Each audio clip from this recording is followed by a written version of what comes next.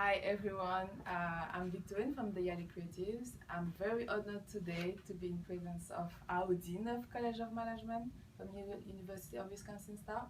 And I wanted to do this today to share with the whole world what we have been learning here since 6 weeks. And I've been very inspired by this man right here. And he told us so many things, and I wanted him to talk about this topic. So, Dean Adekola, we're very happy to have you. Can you introduce yourself to? Well, as Dean said, I'm Dean Abel Adekola. I'm the Dean of the College of Management and also Professor of International Strategic Management. So I run the College of Management at the University of Wisconsin-Stout. Yes. So today we wanted to talk about American entrepreneurship. And for us, it's very important because this is the mecca, as he would say, of entrepreneurship. So first question is, why do you think young African leaders should learn about American entrepreneurship, and how is it different from back home? Well, there are two things, things that you can control and things that you cannot control. And let me start with things that you cannot control, that has to be controlled by this, the structure of your governance, and that is the rule of law. A good rule of law society attracts, good business. And because that is some of the things that are lacking in Africa, so we make it difficult, for entrepreneurship to be sustained. The thing that you can control is basically having a focus. When you think of an idea, making sure that you have a core value. What is the driving force that wants you to get into business?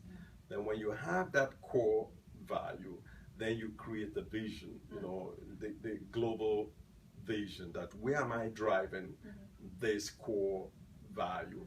Then you have a mission to drive that core value.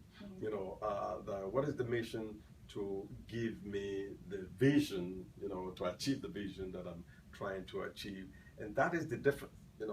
What I see missing in African entrepreneurship is that the vision is there, to achieve so many things, but the core value is not there. There's nothing driving, African entrepreneurs to achieve that vision. Then there's no mission. They go through different business things and not focusing, and that is the significant difference. But in American entrepreneurship system, people in all of those entrepreneurs, you will see that they have that in common. There's something driving them, like Apple. You realize that what was driving, Steve, the two Steve is having technology and fun. So the fun piece of it, and you look at many of their programs, many of their products has element of technology and fun, but in some cases, what drive people is, trying to solve a particular problem. But do we have that in Africa, other than going after money, so that is the difference. Yeah, that's an interesting point, because even in class, they were talking about like the leadership classes, the why. That's what people want to know. We know the how, we know the what, but people want to know why we go into business, why we want to do what we do. So that's a very valid point.